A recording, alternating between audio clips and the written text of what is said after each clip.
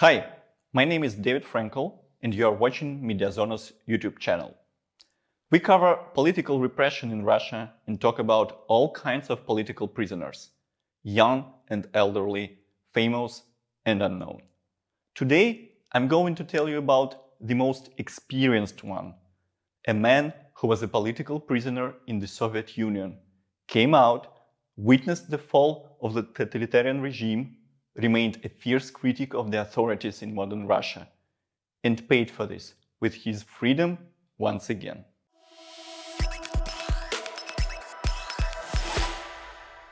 Marxist Alexander Skobov was prosecuted in the last criminal case in the history of the USSR under the article on anti-Soviet agitation and propaganda in 1988. Skobov and other Leningrad activists of the opposition party Democratic Union were searched, but the case was soon closed because the article itself was repealed. By that time, Skobov was already a seasoned dissident and political prisoner. Alexander first encountered the repressive machine in the 8th grade. As he said in a recent interview, they were alarmed at the school by my public dissident speeches and asked my family to do something to fix it. But then, everything ended with a 2-month observation in a psychiatric hospital.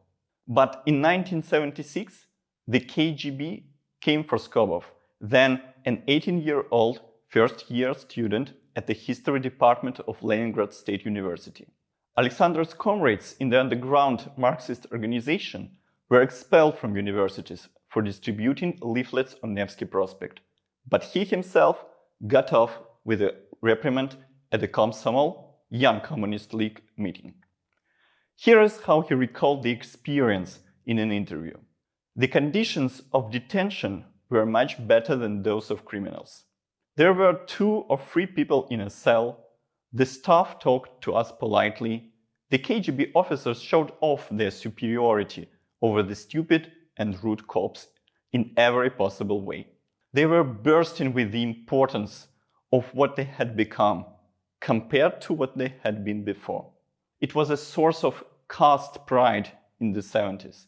They felt as if they were former savages who had entered the civilized elite.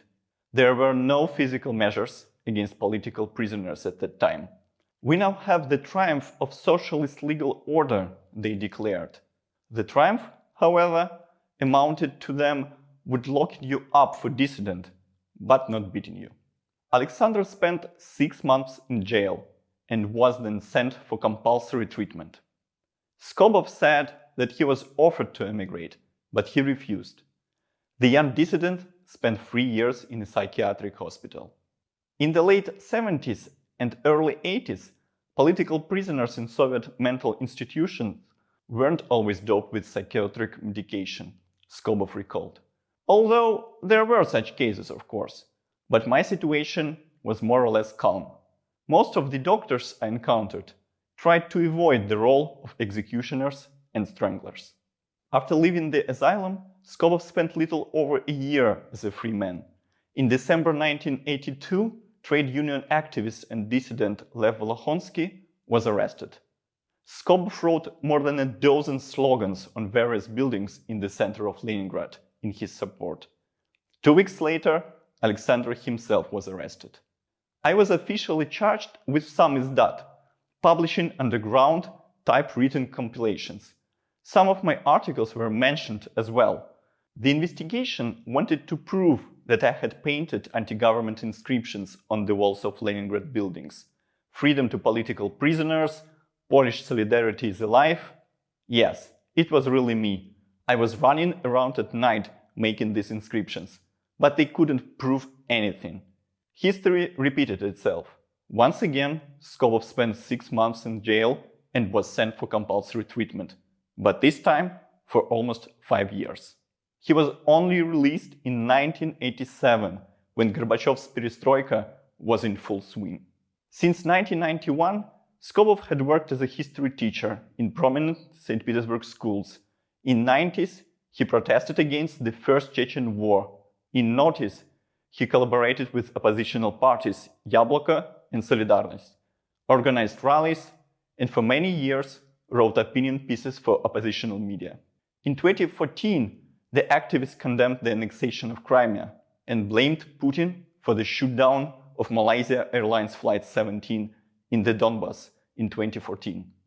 That same year, he was attacked at night, robbed, beaten, and stabbed several times.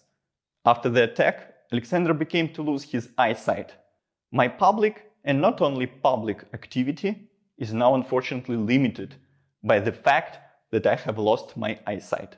I can type a text on the keyboard almost blindly, but I need a computer program to read a text. My opinion writing is all my current public activity, he said in an interview. Skobov continued to speak harshly about the Russian authorities, and even taunted them, it seemed. He openly participated in the Free Russia Forum after it had been deemed an undesirable organization in the country. After the start of the full-scale invasion of Ukraine, he not only spoke in favor of Ukraine, but also called for assistance to the AFU. He said that the murder of pro-war blogger Vladlen Tatarsky was, quote, absolutely legitimate, and when the Ministry of Justice put him on the list of foreign agents, he, of course, did not comply with the legal requirements that are associated with this status. But he stayed in Russia. I decided a long time ago that I will not leave the country. I will prove that not every person here can be shut up. If someone starts telling you that it's not scary to live like this in Russia, don't believe them. It is, of course, scary. But I try to set an example. A person can overcome such fear if they have a goal. This is how the dissident explained his refusal to emigrate. A month before Skobov was recognized as a foreign agent, he was summoned to the investigative committee. It seemed the investigators wanted to question him about his participation in the Free Russia Forum, but Alexander did not go. Instead, he traveled abroad to meet his children. His loved ones tried to persuade him to stay, expecting an arrest, but he listened to no one and returned. Law enforcers had plenty of options to initiate criminal charges. In the end, a case of public justification of terrorism was brought against him. The reason? Social media posts about the explosion on the Crimean Bridge, which Skobov allegedly wrote back in July 2023.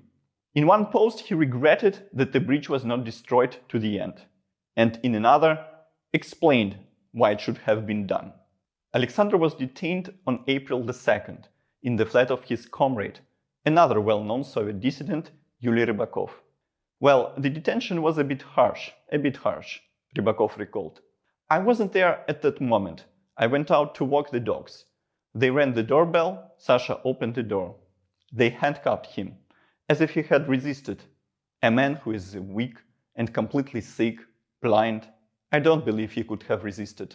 As my wife told me later, they put him on the floor immediately upon entering the apartment, and then handcuffed him. When I came back, they were already sitting and filling out a protocol.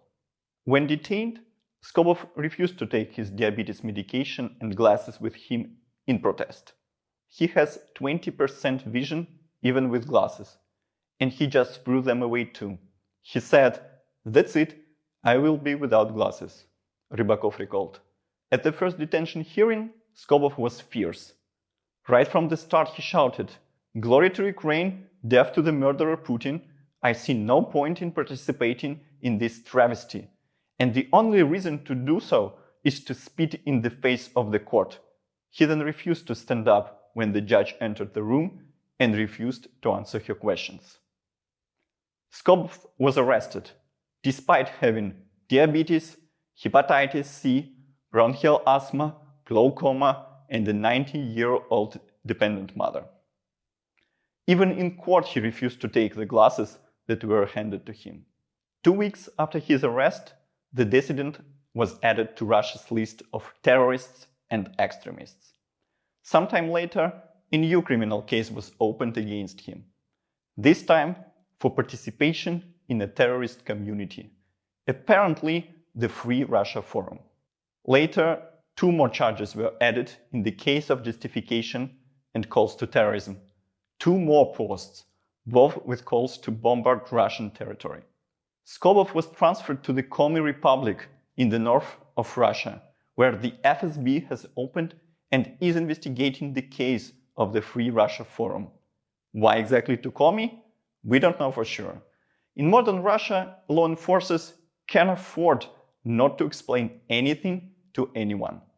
But it was in Syktyvkar that the court arrested in absentia Garry Kasparov and other members of the Free Russia Forum.